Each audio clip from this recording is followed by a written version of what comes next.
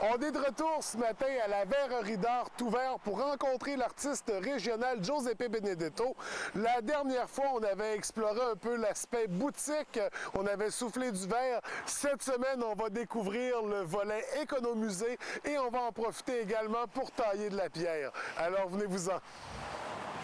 Alors, on rejoint notre artiste régional, Giuseppe Benedetto. Comment ça va aujourd'hui? Ça va très bien. Écoute, merci de nous accueillir à nouveau. Merci, François. Ce matin, la dernière fois qu'on s'est rencontrés, on a parlé du volet vert de la Verrerie d'Art. Bien sûr, on vient à la base pour ça. Mais il y a un autre aspect que je trouve vraiment intéressant parce qu'on parle de minéraux ici aussi. On parle de pierres taillées. En tout cas, il y en a de toutes les sortes. Il y en a en exposition aussi dans la partie musée du magasin où est-ce qu'on se trouve présentement. J'aimerais que tu me présentes cet aspect-là de la Verrerie d'Art, donc le côté minéral, là, les bijoux, les pierres taillées, etc. Donc, qu'est-ce que tu nous proposes déjà comme idée cadeau pour les fêtes? Parce que là, on voit que des bijoux extraordinaires. Et je veux mettre quand même l'accent sur celui-ci, en fait, parce que ça se trouve être de l'amazonite, qui est une pierre régionale. Oui, ça vient de Saint-Eugène-Milo. Oui. C'est des mines qui avaient été ouvertes et fermées par la suite. C'est la vallastonite. Mais en même temps, il y a des veines d'amazonite. OK. Le mot amazonite, ça vient du fleuve Amazone au Brésil. Parce que la première fois qu'ils ont trouvé une pierre, c'est là qu'ils ont trouvé cette... il y a une caractéristique spéciale. La structure géométrique de l'amazonite est bien spéciale. Comme d'ailleurs tous les minéraux ou toutes les formes de pierre. C'est ça, ils vont toujours reprendre les mêmes structures. C'est les mêmes structures moléculaires, atomiques, là, qu'ils vont reprendre pour se présenter dans la nature. Donc, comme par exemple, le quartz, c'était pentagonal, en forme de pyramide. On a aussi, comme par exemple, la vanadinite, c'est hexagonal. On a donc, la pyrite, moi, que je la trouve pyrite, fascinant, ça fait des beaux cubes. C'est ça, la pyrite, c'est carré, mais les gens ils me disent souvent, là, mais la pyrite, c'est carré, c'est toi qui l'as coupé comme ça. Mais dis, non, c'est vraiment la structure. Tu retrouves dans la nature, la nature. Comme un diamant, c'est rhomboïdal, un diamant. Dans sa structure, c'est comme deux pyramides carrées, et ils sont collés ensemble face à face, donc ça fait comme un rhomboïdal. Tu sais. Et c'est ça, chaque minéral, comme l'aquamarine, par exemple, c'est hexagonal, le topaz, c'est hexagonal aussi. Donc, on a différents minéraux. Moi, là, c'est ma petite collection personnelle, mais je la mets ici parce que je veux montrer aux gens. Parce que souvent, là, les gens, comment on fait un géode, comment que ça se produit, là, je leur explique. Puis ça, là, c'est vraiment l'introduction que je fais dans mon atelier de pierre. Donc, nous, on est économisé de la pierre aussi. Les gens, ils ont souvent tendance à oublier ça, mais on explique et puis on montre aussi comment on fait la taille de la pierre. D'ailleurs, je pense que je vais te faire une expérience. On va l'essayer tout à l'heure et les gens à la maison peuvent venir l'essayer. Peuvent venir faire un bijou ici. Et puis avec l'approche des fêtes, offrir un bijou à sa tendre moitié qu'on a fabriqué soi-même, c'est le cadeau à faire. Ou donner un forfait, par exemple. Tu marques sur ton forfait, va faire un bijou à l'atelier de pierre de Giuseppe Benedetto, et c'est tout ton cadeau. Donc, ça peut être ça aussi, là, de donner la chance à quelqu'un de faire quelque chose. De vivre cette expérience-là.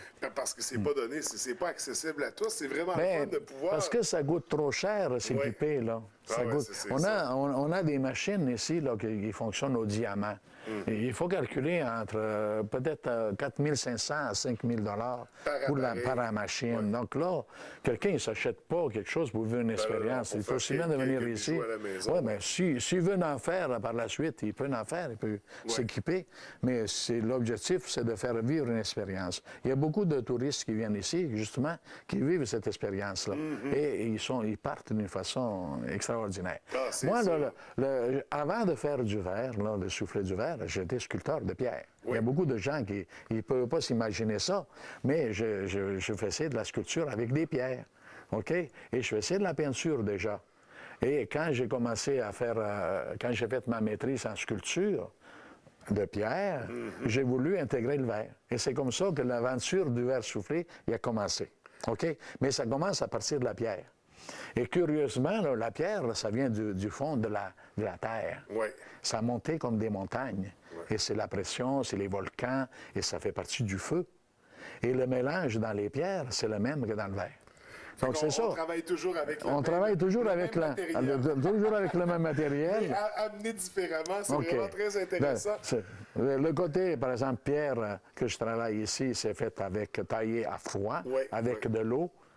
Parce que si ça chauffe, ça crée un choc thermique, même dans la pierre. Mais la terre a déjà fait son travail de chauffer. Oui, c'est ça. C'est ce qui a donné donc, il faut la tailler, il faut toujours travailler avec des lames au diamant, des polisseuses au diamant, toujours. Puis toujours à l'eau, pour refroidir la pierre, pour pas qu'elle réchauffe.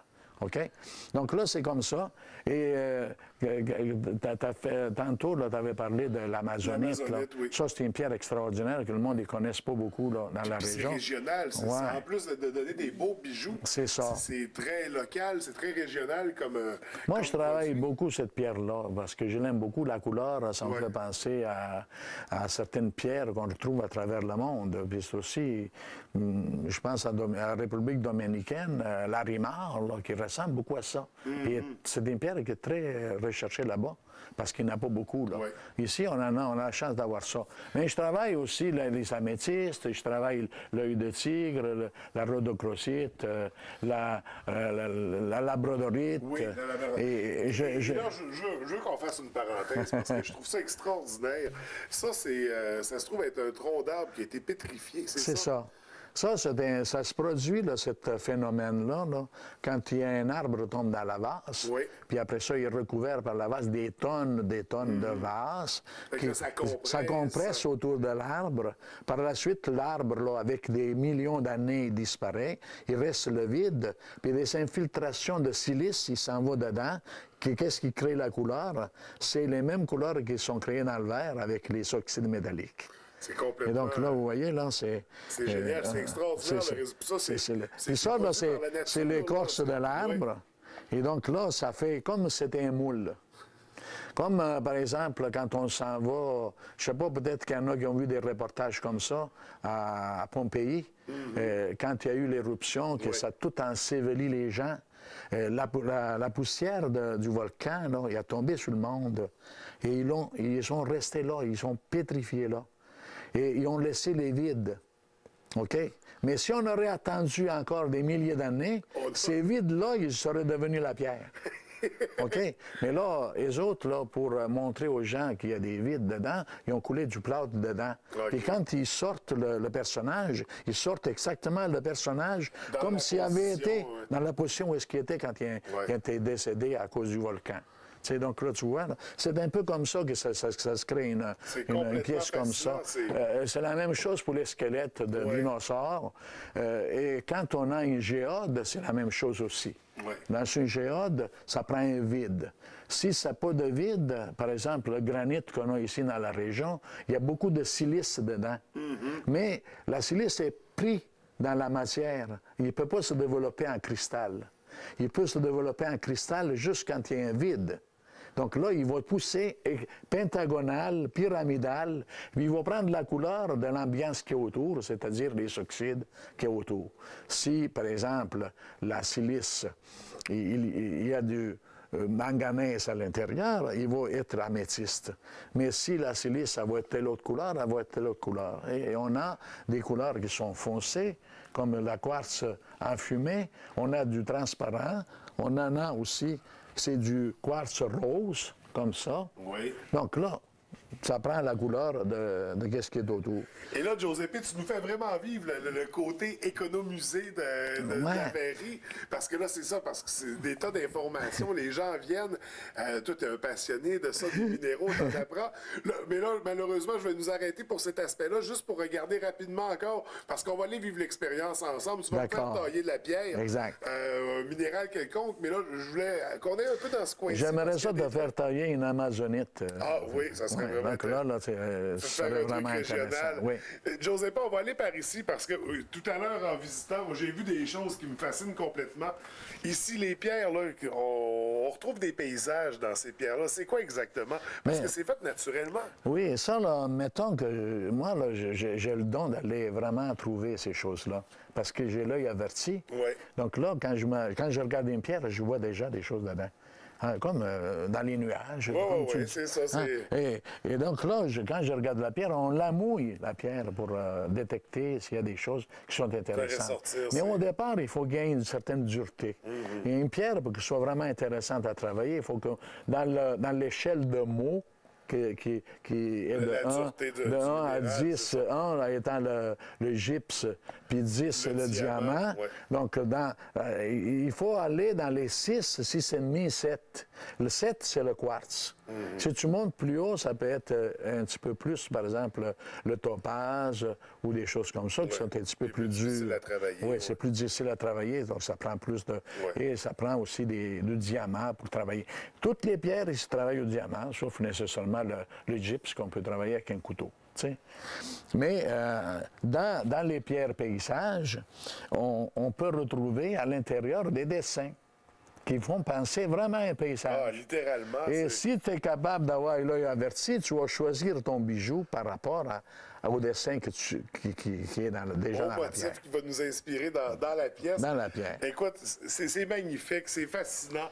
Il faut venir directement ici voir tout ça parce que là, on montre juste une petite partie de ce qu'on retrouve sur place, Giuseppe, puis une petite partie du tas d'informations que tu maîtrises par rapport à tout ça.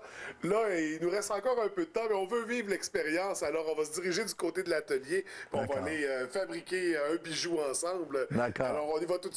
Oui.